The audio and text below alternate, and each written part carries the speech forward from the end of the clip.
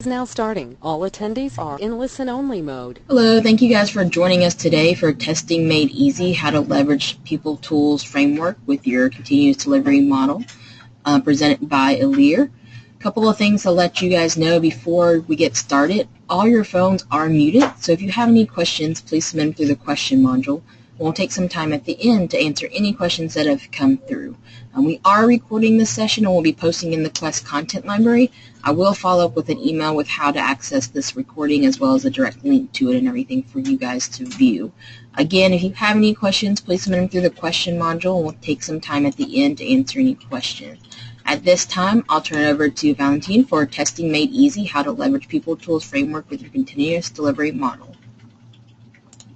Hey, Christina. Hello, everybody. Morning for those folks on the East Coast. I'd like to introduce myself. My name is Valentine Totoro. I'm with Elire Consulting. I've been with Elire for a little bit of time. Previously, I hail from Oracle. I spent 7 years in the Solutions Lab as a test lead, an implementer of the PeopleSoft Test Framework, and also working with development to beta test some of the features and functionality in PTF tools 854 to 855. So for today's agenda, I would like to introduce what the PeopleSoft Test Framework is, so how it came about, the business drivers of the test framework, some differences between PTF and other testing tools. I'll discuss the integration of PTF, so really how it interacts with your application, how the standalone client works. I'll go into some of the change reports that come. There's two big reports, the impact report and the compare reports, and they're obviously critical to the continuous delivery model, and of course each PUM image and how do you actually leverage your testing with that. I'll discuss some of the recording types that Elire offers. So there's different ways you can record even one simple test script and the complexity with that. And I'll actually go into a demo of the tool itself. So show you a simple recording and then I'll actually show you an end-to-end business process where each test is actually communicating with the test next to it. Okay, so first I'll discuss the business drivers. Obviously, when PTF was introduced a couple of years ago, Oracle and PeopleSoft saw that the testing cycles were very, time-consuming. They were always going to be there.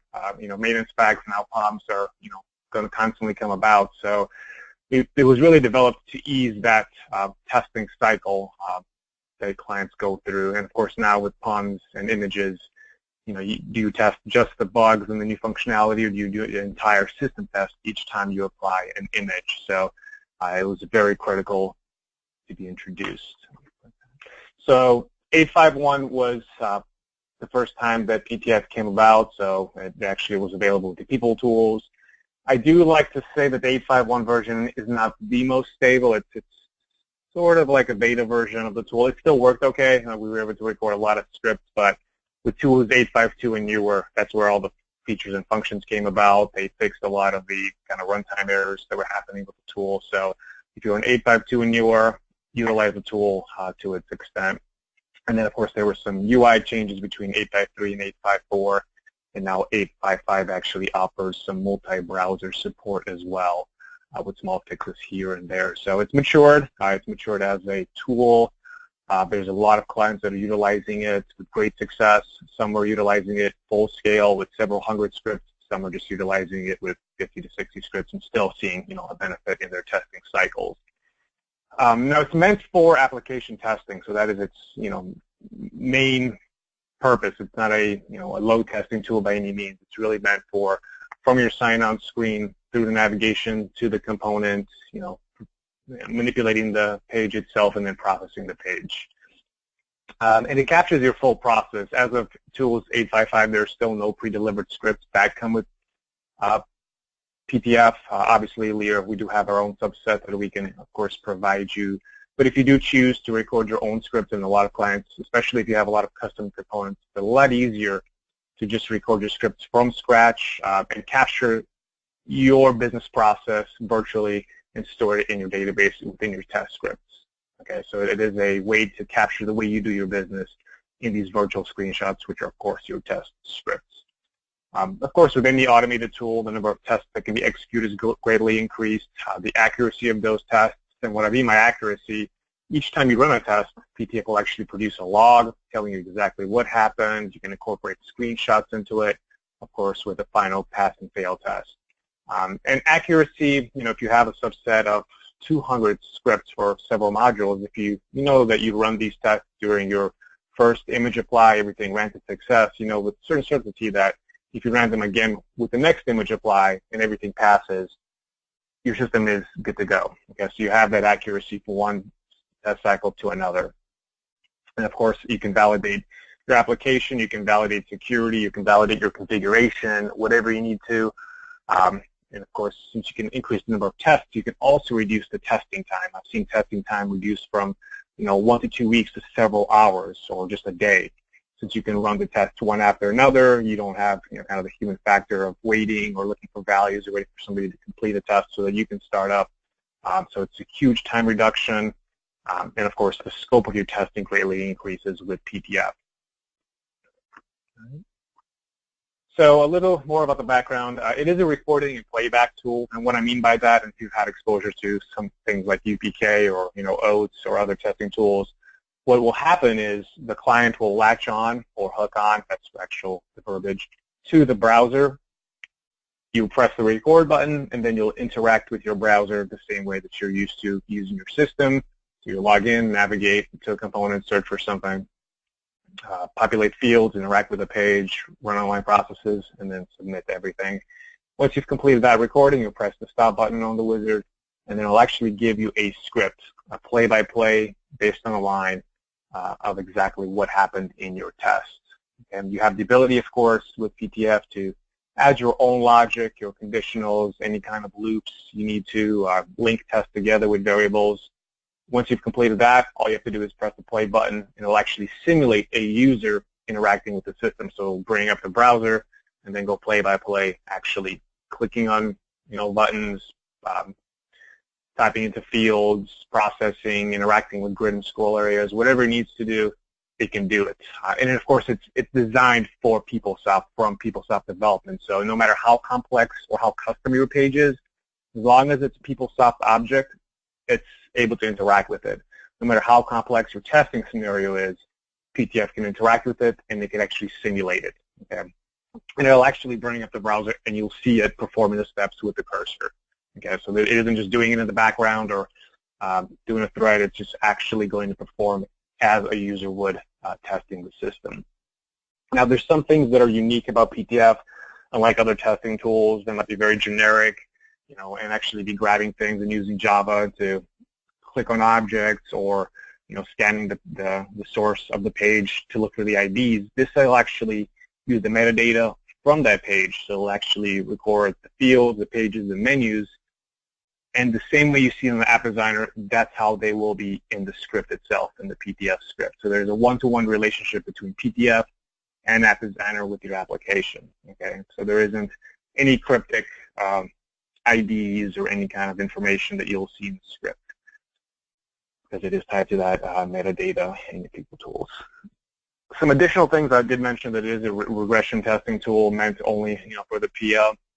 Some additional things it can do, of course, you can run your data movement scripts. So if you give it the DAT file, its location, it can actually go ahead and execute those for you. It can run your queries, so give it the query names, maybe a list of them, 50, 60 queries. It will actually go and validate did they run okay if you're doing a positive test, or negative test. Or of course, if you want to actually download them, there's even an option. Give it a path to your home directory, and it'll actually download the queries, validate that they work okay, and then download them. I mean, if you have any run controls and online processes, you can actually go ahead. It's even got its own internal function that allows you to just give it the process name. If it's a positive test, you want it to see success at the end, and it'll actually go run the process for you. It knows how to go to process monitor, how to refresh itself every 5 seconds until it sees and validates that success was what happened in your test. So it's got some internal functions to make your life even easier and automate some of the features within PTF.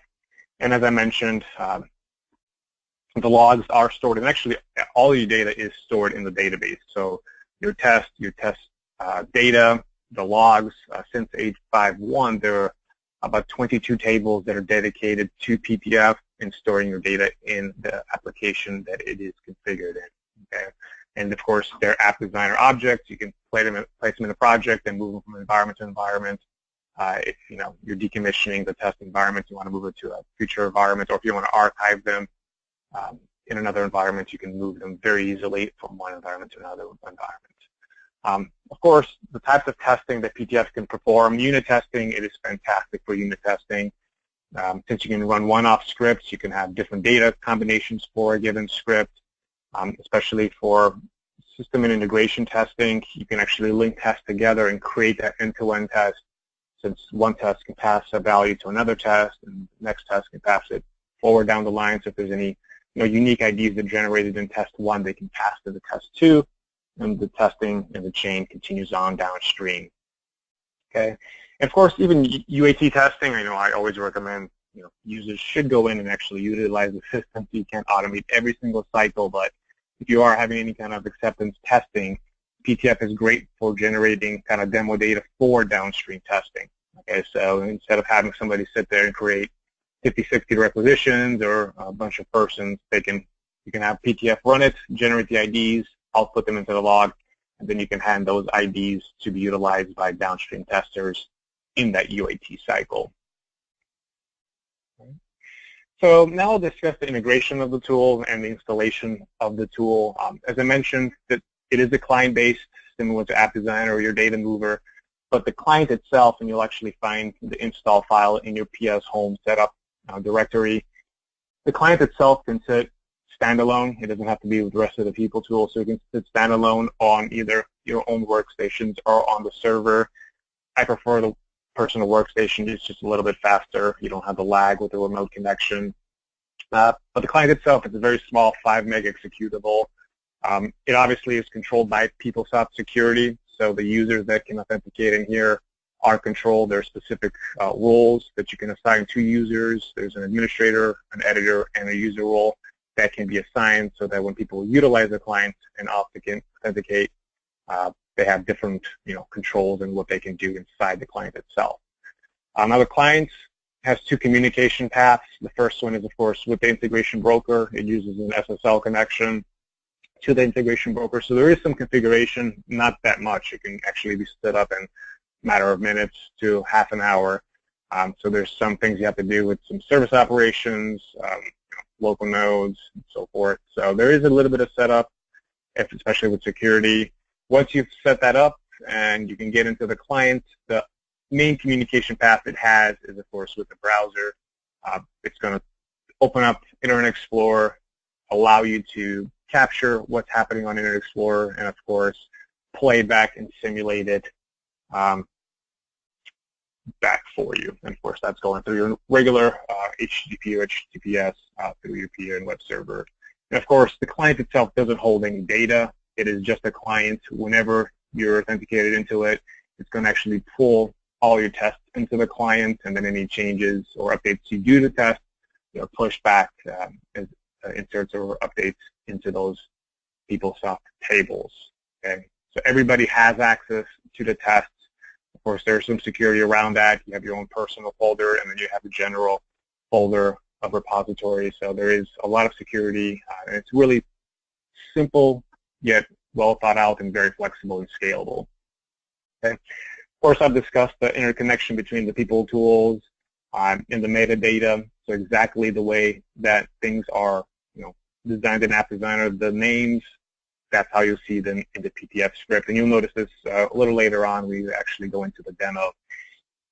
And then I want to mention that the security-wise, if you are using data, be it users or passwords that are pushed down from production into your test environments, now your data isn't flying around on Excels all over the place. It is actually stored in your database, and it's as secure as the rest of your data. Okay? And the client doesn't hold any data. So everything is secure. You need to get authenticated to even see any of the data. And things like passwords, they're actually encrypted, even on the test script. So if you are, pushing your passwords down from production, when you open up the test script, you'll actually notice that the password is encrypted. So there is that level of security as well. Okay. Now I'll actually discuss some of the reports. There's 2 main reports. There's some additional ones that came out with 855, but these are the 2 heavy hitters. The first one is the test coverage report, and kind of like the name entails, it's a coverage report on your test scripts. And this one is very important to images because what it allows you to do is there coverage for the changes that are coming into my system based on the specific change project. Okay, so you can see right here is a small screenshot of said report. You notice that any kind of object, so these might be new pages, there is no coverage, so you do not have a test script. So this report really allows you to see, am I actually testing with PTF the changes, bug fixes, new functionality that's coming into my system. If it's covered, so you see here, instructors is covered, this component change is going to be covered in testing, so maybe you just create tests with your new image for these, develop it before you even apply the change package into your dev environment to develop these tests. We run this test, make sure that all the changes are going to be covered, and then you're good to go, and it really helps to analyze any gaps in testing. The second report is a test maintenance report, and this one actually incorporates compare data. And what it allows you to do is see any differences between two versions. So if you have a legacy version and a target version, if you do have any changes, it'll actually identify the PTF scripts that have those changes. So unlike the huge compare reports that you might see, this one is only based on the test scripts. Okay, so you'll compare the two, run this report only on the test scripts, and then it will generate this report.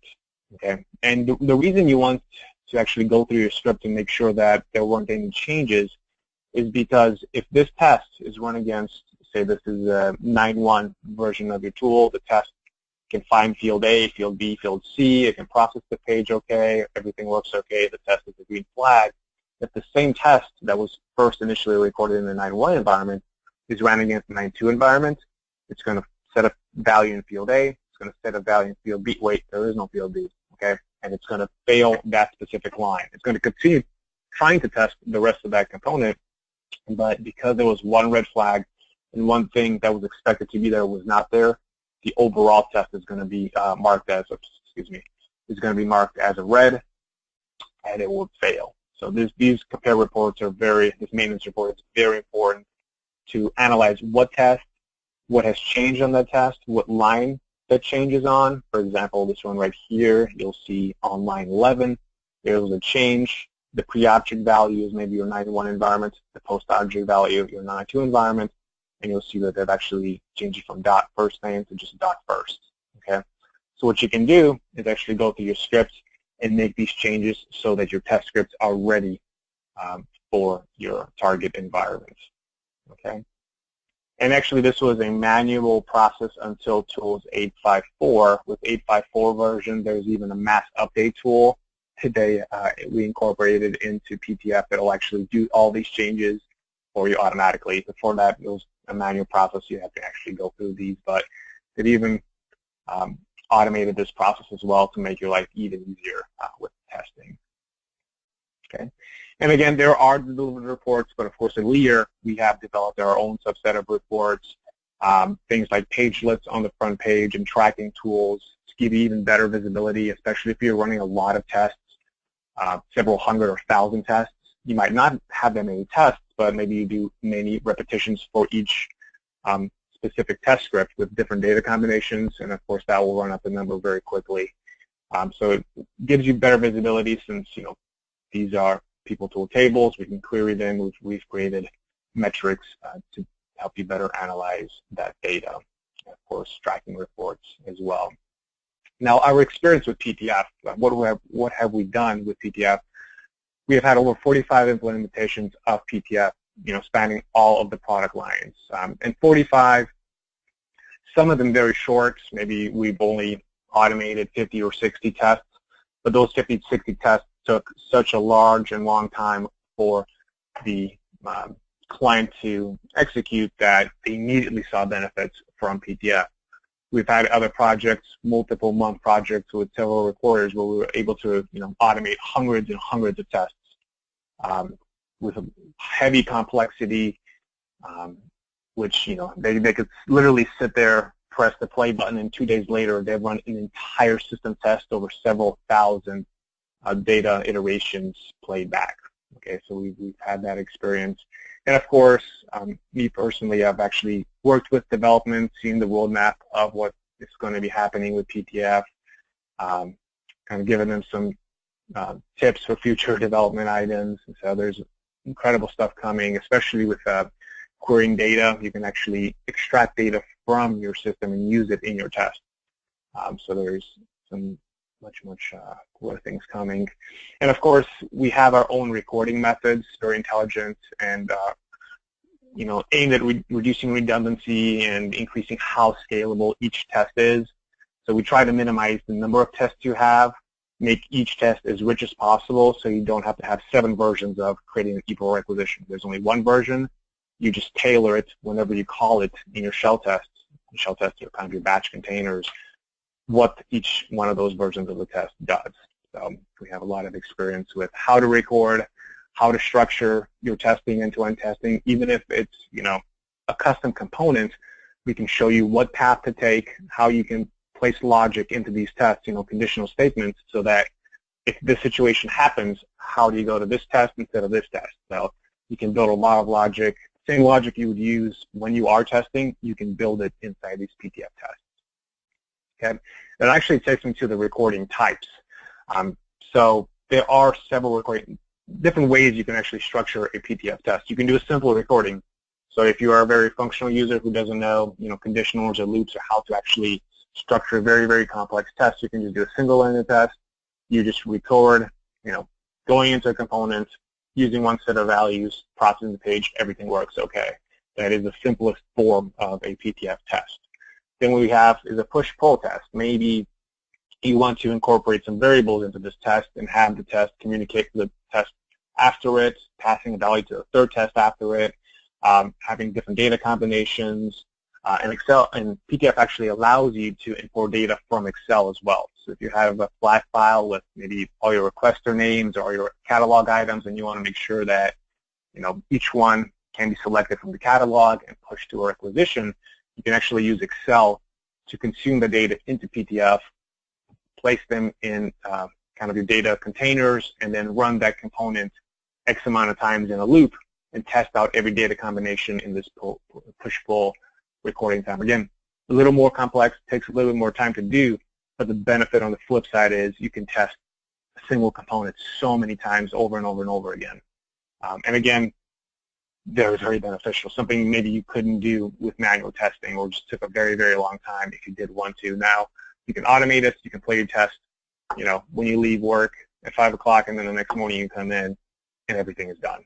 So you can just inspect the log, see exactly what test has failed, which tests have passed, and then you can, you know, deal with those failures and see why that data combination didn't pass budget check or wasn't pushed to a requisition. And then the most complex recording type that we do offer actually takes that one step further. We place everything as a variable.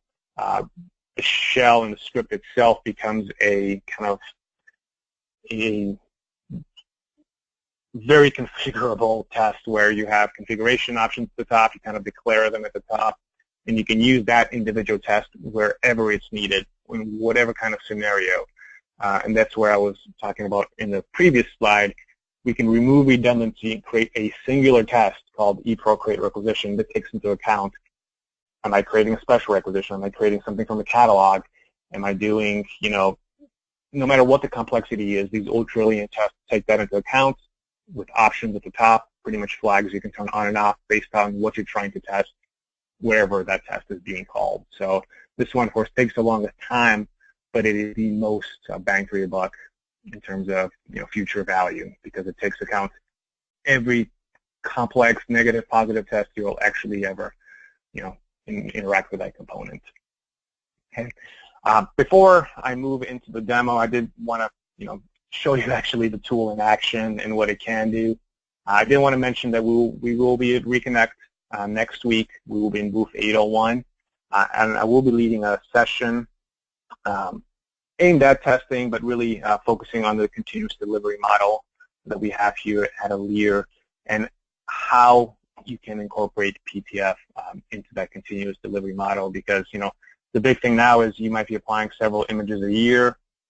Do you want to test a little bit, a lot? Do you want to test your complete system after each image? Obviously, things are changing. The game is changing. So come join us at Reconnect, and we'll definitely show you a lot about that.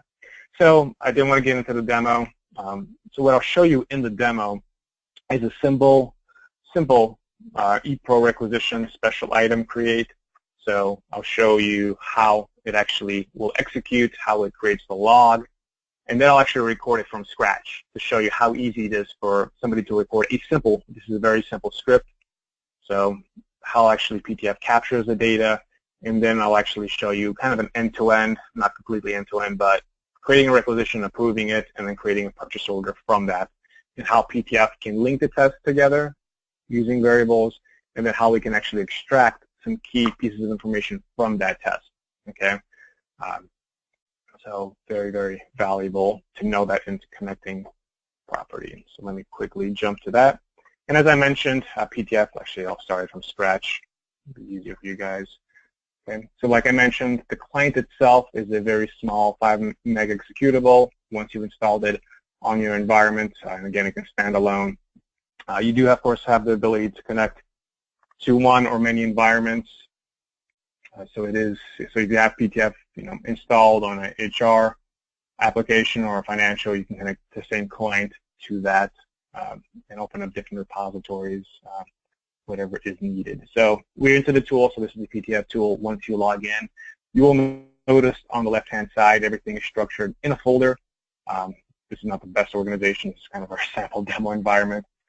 But it does allow you to have your own folder. So if you are doing any kind of sandbox recordings, you have the ability to place them in here so nobody can see them. Everything outside of that, in the general folder, anybody can access that has, of course, the security to this specific environment. Okay, so there is the security controlled by PeopleSoft on that. So what I'll show you first is I'll open up the folder, and of course you can structure and name your folders based off, your own share drives. A lot of people will actually mirror either their UPK content or their shared repository where they hold their test scripts to this. So there's always a one-to-one relationship. If something gets lost, you can always go back to kind of the legacy version where you hold your scripts and you can see what's missing and quickly record it if you need to, if you didn't archive this, of course. But there's many ways you can structure it and many levels of complexity you can bring in. Tests themselves have this little PS scroll icon, and then batch tests, it might be one end-to-end, have multiple little scroll icons. The first one, of course, I'll open is this PO001, create ePro requisition. Okay, and this is actually what a PTF script looks like. Okay, so it is unlike other testing tools that might be very script heavy. You have to have specific ending quotes or on the specific line within specific brackets. This is very intuitive. It really was designed for a functional person to be able to record and actually execute a script back. Of course, I say that functional with some technical knowledge, some experience of scripting. But of course, if somebody with functional and technical knowledge took this, they could throw in their conditionals, they could throw in loops, queries in here. It really is very scalable. It has its own syntax. If you look up in People books, you'll actually see all the various functions and features it has. It's very intuitive. It's based on executing one line after another. So this is the first thing that executes, second, third, fourth, and so forth and so forth. Everything is editable. So if you did miss maybe a line in here, you forgot to record a couple of fields, and you need to populate them, you don't have to start from scratch. I know that was something with UPK. You actually had to re-record everything. Of course, UPK is not a testing tool. But this allows you that flexibility to record from where you left off or record anything that's missing. You have full control over manipulating the fields. Maybe you want to copy this and place them in another test. You have that flexibility as well. And of course, everything is editable, and you can manipulate this actual script whichever way you'd like. Okay. So the script, I'll give you a quick overview of kind of what's happening in this script, and then I'll play it so that you can see the execution of the script. You'll notice, the first thing it does is setting some variables. So it's actually setting a variable name with a value. It's actually going to do this for several of the items. Then it's going to do a browser start. So it actually will initiate the browser. There's some execution options that actually control the browser starting, the cursor being set on the page, text field, set value to the user ID field. So this is the actual login page right here that's being manipulated. And of course, I'm passing the values into it, clicking button click, submit. So you can see it's very intuitive. It's very simple. You click a button and the button name is submit. Okay. And then of course, when we get into the component itself and that page, you'll see that we're setting to a text field a value. And of course, this is exactly how, if you open this page up in App Designer, you'll see the name recognized. So that's what I meant. The components, so you see the GBL market component right here, menu.component.market. It's exactly as it's defined in App Designer. So there's that one-to-one connection I was discussing. And of course, the field names, all the way to actually extracting something off the page. So this is actually us getting a property off the page, which is the actual requisition ID. Okay, so PTF actually has the ability to manipulate the page to the extent where you can extract things from the page, like a sequence ID. Each requisition we run is going to have a different sequence ID whenever we run it, a requisition. And you want to grab that each time and place it in the log, or you want to grab that, place it in a variable, and then use it in the subsequent test. Okay. So with that said, what I'll do is I'll go and I'll play this back so you can see the execution of PTF. One thing to note before I record it, everything up here at the top is tab-based. So of course the first tab is your tree structure, so you can quickly open up additional tests. And this is of course our test. You'll see as soon as I press play, it's going to ask me what environment I want to play in, and it actually will open up a third tab, which is the log tab. Right. So another thing to note is PTF is scalable, so you can house all your scripts in one environment. Maybe you house them in your test environment or your dev environment, or even your demo environment is actually a good location, as long as you're not refreshing it. And instead of having to move those tests and App Designer packages all over the place, you can keep them in that singular location, but you can have these execution option profiles pointing to different environments. So you keep them in test, you point to UAT, you point to test 2, you point to test 3. So all you have to do is really define the environment, press accept, and now what's going to happen. Again, note this third tab opens up, and I'll actually start executing the test for me.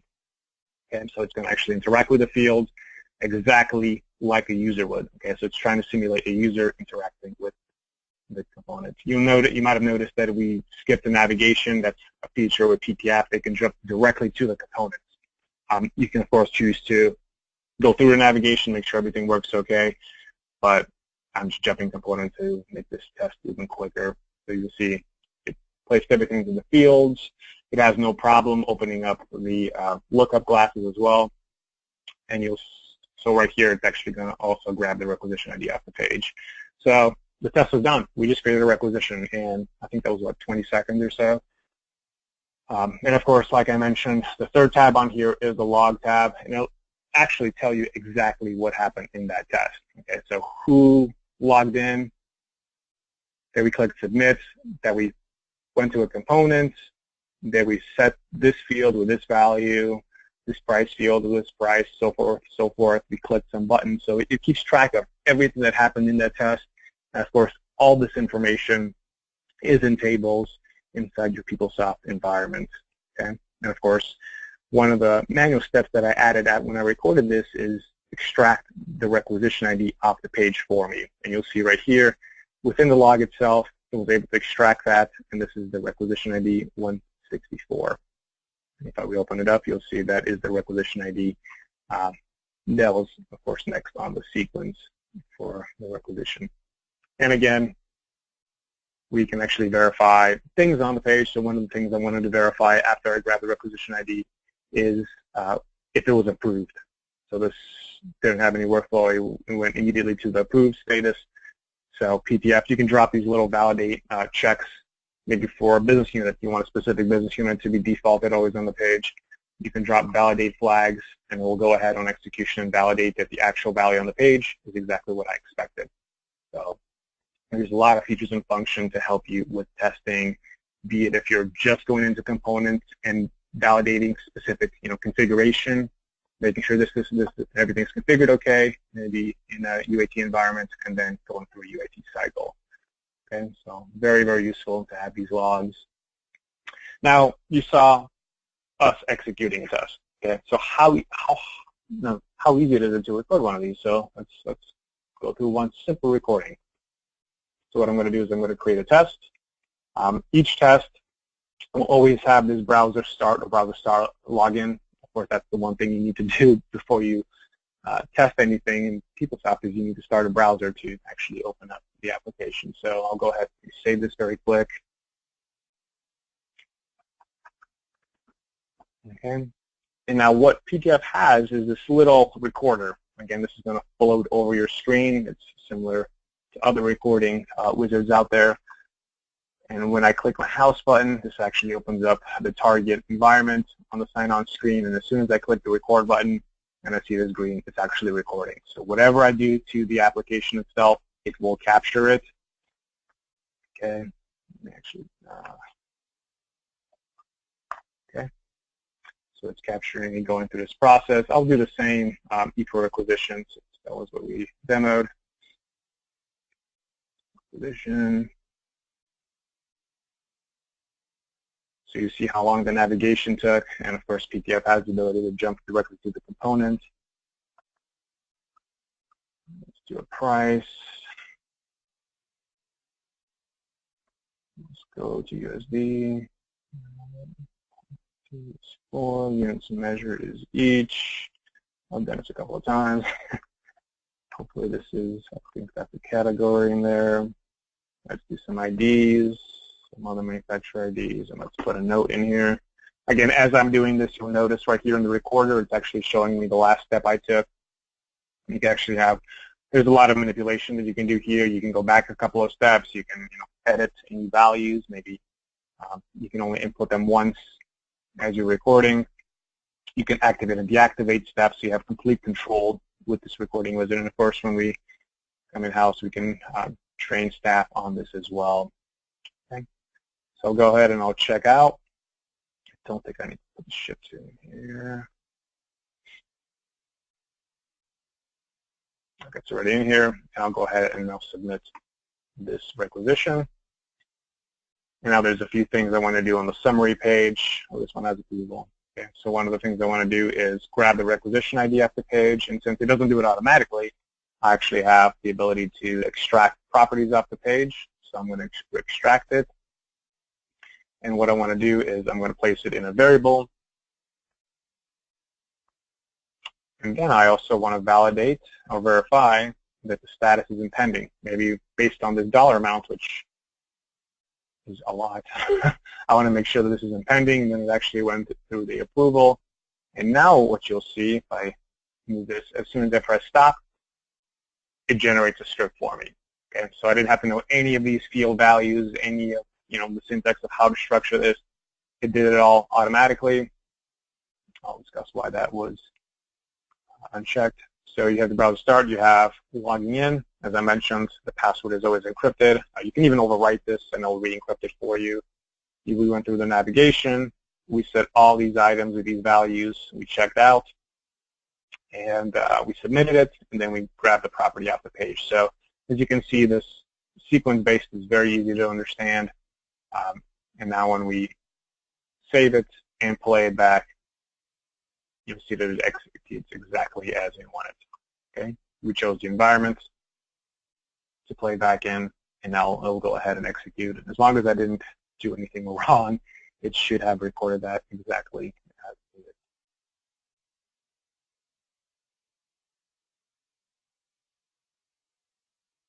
And again, I could have done some manipulation to the script to bypass navigation, but I wanted to show you that it will, of course, run through navigation if you did record it this way. And really, the only limiting factors to how fast this goes is your bandwidth speed, your server speed, and of course how fast your page can render the page, your workstation can render the pages. So it can run very fast. If you have a very slow server, it's going to run slower because it is actually performing these steps. It's not just simulating them against your application. And of course, it's running a little slow right now because I am sharing my screen, so it is taking up some of the bandwidth. I did actually click on expand all. Now it's going to save and submit.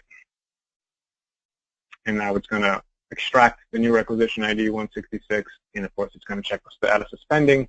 As soon as it does that, we are taken to the log screen, and you can see everything worked okay. It extracted 166 off the page, and now pending is the expected status of our test. Okay, so this is us playing one simple test. Okay, a very simple, easy to record test, but is it very flexible? If you want to use different data values, if you want to use different users, obviously that's where the complexity and Ilire's experience comes into play. If you want to import data from Excel files, do you want to link this test to a next test after this? There's a lot of additional steps that need to be taken so that you're not just recording these very basic tests. You can actually make these very intelligent. And what I'll show you next is actually taking this test one step further, okay, with the shell test. So this shell test, what it'll actually do is it's going to run our ePro requisition test, but what this allows us to do is we're actually going to set all our variables on this higher level test. We're going to call the test. It's going to go ahead and create the requisition. It's going to grab the requisition ID for us, pass it on to a budget check. So it's actually going to go into manage requisitions and budget check the test for us with that requisition ID. So it's actually going to search for the requisition ID that's created in first test. And then what it's going to do is it's going to create a purchase order from that initial requisition ID. So this is kind of a, not end-to-end, but a linked test where you have integration. Okay.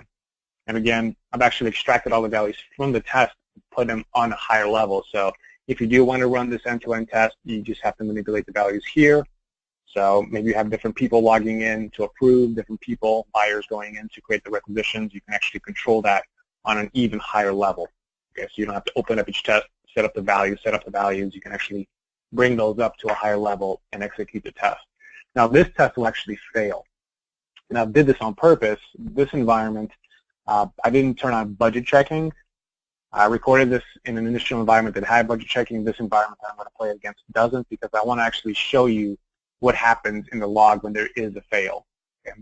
It's still going to run through and try to complete everything. By default, PTF always runs through and tries to execute everything, but if there is a fail, you'll see what happens. Okay. Actually, I'll tell you, it actually will obviously mark that specific item with a red flag, and I'll actually create a screenshot. So a screenshot that's actually stored in the database as well, just a bitmap image of the screen that the error occurred on. Okay, so it's much easier to do any kind of reporting on that bug, especially since you have the images ready to go. So it's going to run through this first step, okay, and when we look at the log, we'll see that test 1 ran okay. I was able to create the requisition, but when we run test 2, where it goes to budget check it, so it's going to go into manage requisitions in 1 second. Obviously, on the drop-down, it won't have the approve, drop-down for that specific requisition, so it's going to fail that item. It was expecting a specific value during testing. The value was not there, so that overall test will fail, this coming out test right here. And again, right now, I'm logging into each test. You can choose not to log into each subsequent test. Maybe you just jump components, one component to another. That's perfectly okay.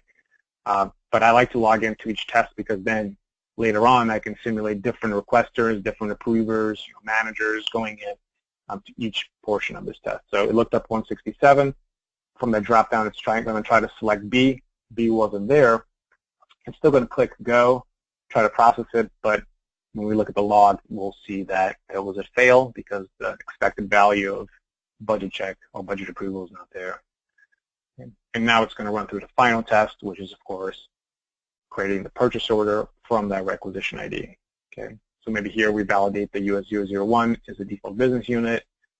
We'll input our suppliers, and then we'll copy from the requisition. Since there was no budget checking, we'll actually, still look up the item and find it. It will select it from the search criteria, copy it to the purchase order, and now it's going to save it. Of course, if any kind of purchase order ID, just like the one that's 282 at the top. It's going to extract that from the page as well and puts it on the log. And now, of course, it's going to dispatch our purchase order. Of course, we can manipulate any of the values on this modal window. PTF can interact with the messages perfectly okay, so you can actually excuse me, define what the message ID is and how to actually interact with the message. So is it a custom message? Is it even a delivered message? Should I click OK if I see it? Is it a fail if this message comes up? So you have complete control over messages. Okay, now it's going to wait so it knows when we're waiting for processing because, it's dispatching. Once it's dispatched, our testing is complete. So it's ran through 3 tests. It took it about 2 minutes, but really we were just waiting for, a lot of the processing and page loading. So obviously, and as I mentioned earlier, this test was going to fail. And if we actually collapse it and expand it, we can actually see what has actually failed. So our first test, creating the requisition, worked perfectly okay. Our second test, budget checking, did not work okay. So we can actually expand it and find why that was the case. So the combo box, requisition action, set it to B. It tried to perform that action, but it was an invalid value because budget checking wasn't turned on in that environment. And then you also get these little log screenshots. It actually shows you the page on a separate tab exactly where the error came about. So if you have any kind of SQL error or any kind of messages with the error that come up, PTF will take that screenshot on the error and places them in the log, so you can quickly identify what went wrong with that test. All right. And on the same note, we can look here at the last test, which is create the purchase order. It was able to create the purchase order, obviously, but there were some errors during that testing. Okay, and the first one was, I think this is the budget check. Yeah, obviously there is no, budget check in PO. It was looking for that button because it was written in the test, but since it wasn't there, PTF gave it as an error. And this is where maybe you can wrap some logic around. Maybe in some environments you will have budget checking, some you don't, and you can actually figure out that setting, have a test before that to actually check for that setting, and then turn off and on certain sections of your test based on configuration. So it's a very, very scalable and configurable tool.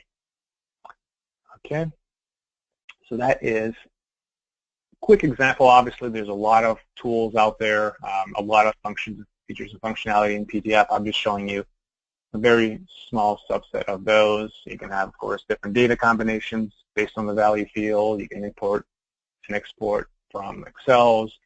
You can do your mass updates. This is what I was talking about, any changes from environment to environment. And, of course, you can have very complex structures in your PTF test. Okay. So now I'll come back to our presentation. I'll actually open the floor up to any questions.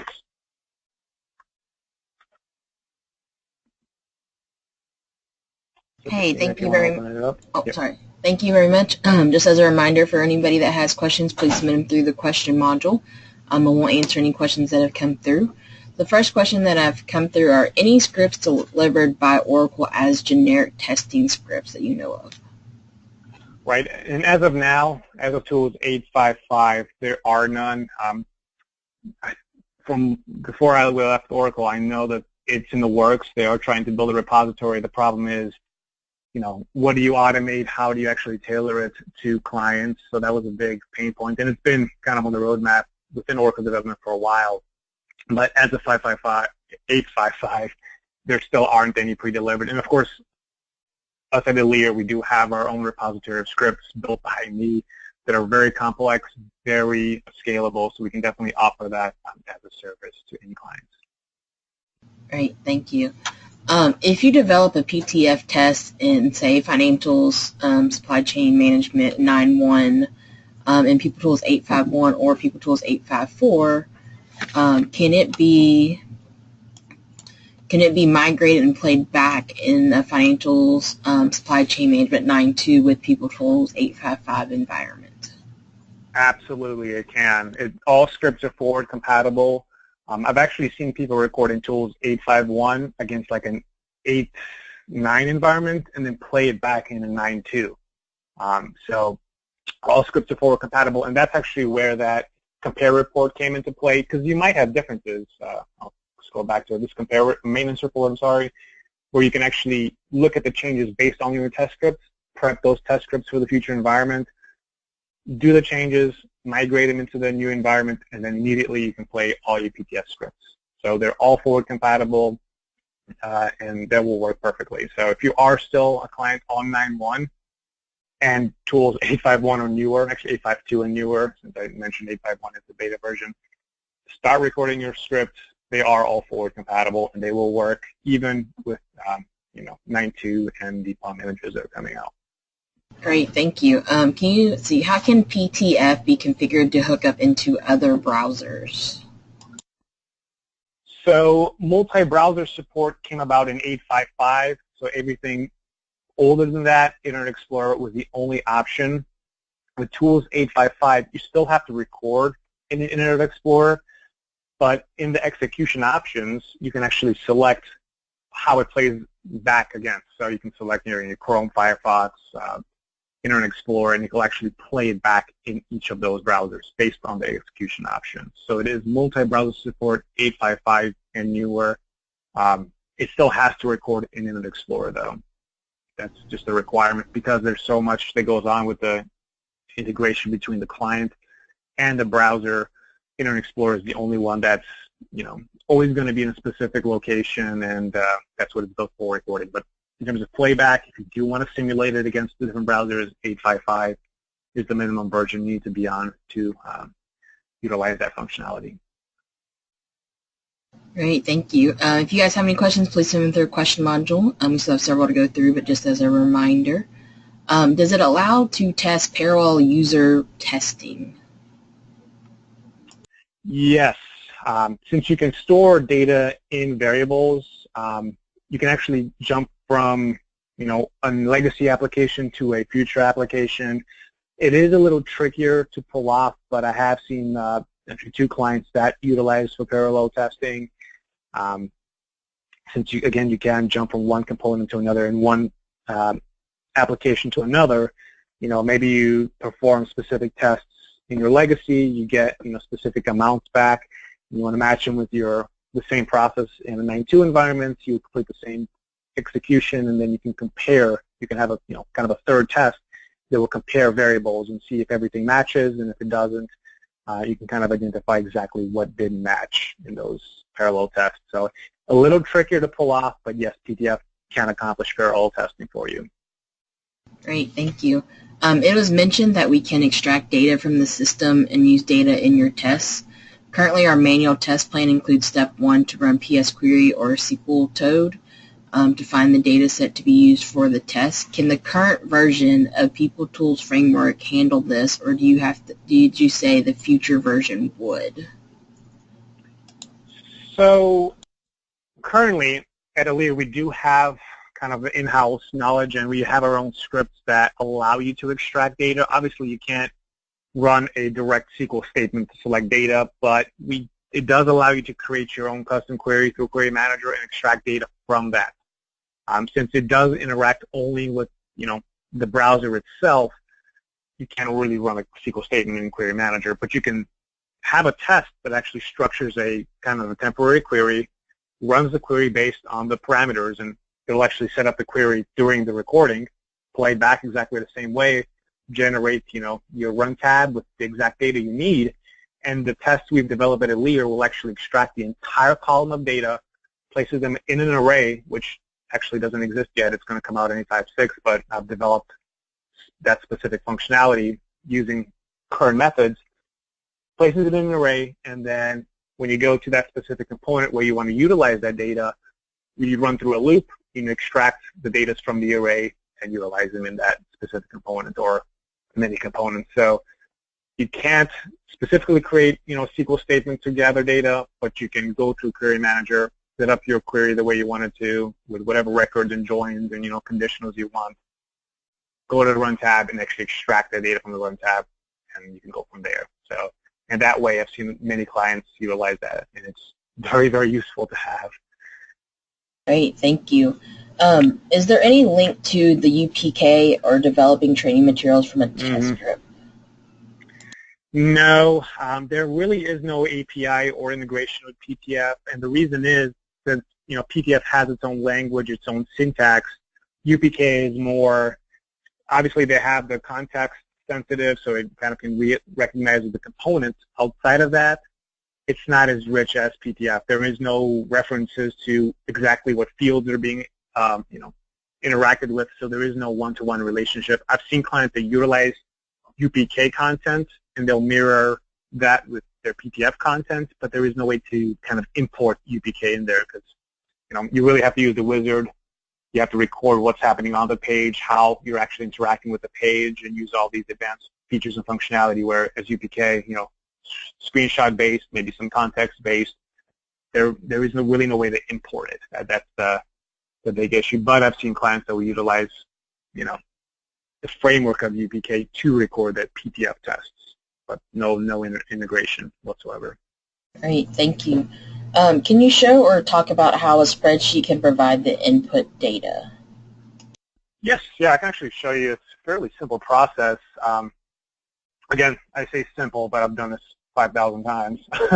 But I'll show you how. So right now we have what are called test cases. So this is a default test case. You have to have at least one data combination for a given test. So the data combination is, of course, your value column. So these are all the values that you're going to apply to be it variables. Actually, let's open up the test because it's more applicable. Let's do it on the shell level. So even the test will actually have different data combinations. Okay, so as I toggle these, you'll notice that the actual value column changes. So this is your script. So what is actually happening in the test, and these are, of course, the values that you're applying to the test. So say we have these three data combinations. What we have to do is you create a template. Since each test is going to be different, the data is going to be on a different line. We'll create an export. I'm going to export all the tests. You can, designate what kind of separator you want, commas, at what time. I'll start it. It's going to export. It creates a, where did it put this? Of course, it puts it in a very cryptic location. I should have just done desktop. Okay, so it completes that. Okay, so let's open up the Excel, and this is the Excel it generates. So you create a template. The template is kind of what you complete. So if you have another Excel sheet, you copy and transpose whatever data you need into these test cases. So remember, there were 3 test cases on that test. There were this one, and this one, so these are the name, and then each one of the rows. And of course, this is the data that was in the test 1, test 2, and test 3. So if we wanted to create some additional tests, let's do test 003. Let's do the 5, and actually our logins and most of the data is going to stay the same. So I'm just going to copy it, paste it, push it forward, and again you'll see that it iterated some of the data. It's enough for us to see a change. And when I import it back, hopefully that increases it as well. So I'll go ahead and I'll save this as a comma delimited CSV. Let's do it to desktop this time so it's easier to find. I'll call it import. I'll do a comma delimited CSV. Okay, yes, I know it's on an Excel format. And now what I can do is I can consume it in PTF. So all I did was just generically create some data combinations, and you'll see that the data combinations right now, the 3 that was initially on the template, I'll go ahead and I'll consume those, import them into our tool, go to my desktop, import, I'll stage them so it allows you to look at test case names. Oh, I should have made them unique. That's my mistake. But what you'll see is they'll actually open it up, and the actual test case names have to be unique with it out. This one is 00.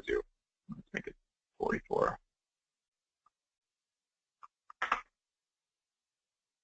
Desktop, import.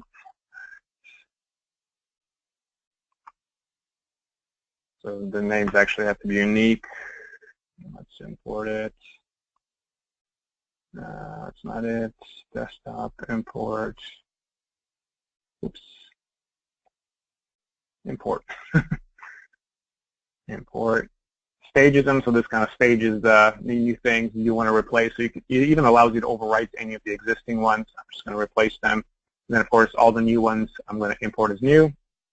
runs the process, and now you'll see this count goes from 3 to 11. So there we go. I've imported all those additional ones, and of course, remember I changed just the price.